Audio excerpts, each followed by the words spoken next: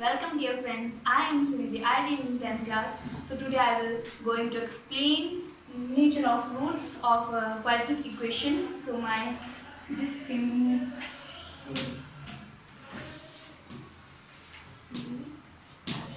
here and 3x plus 5 and 0. My formula is discriminant is equal to b square minus 4ac. So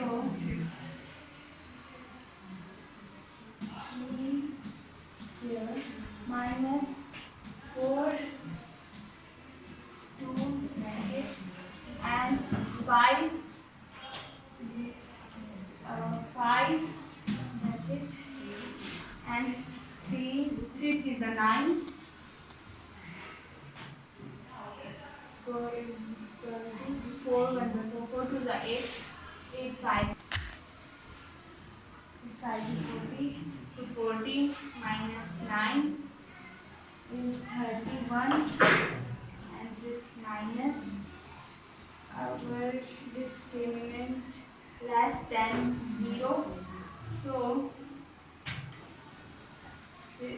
therefore no real roots. Thank you dear friends.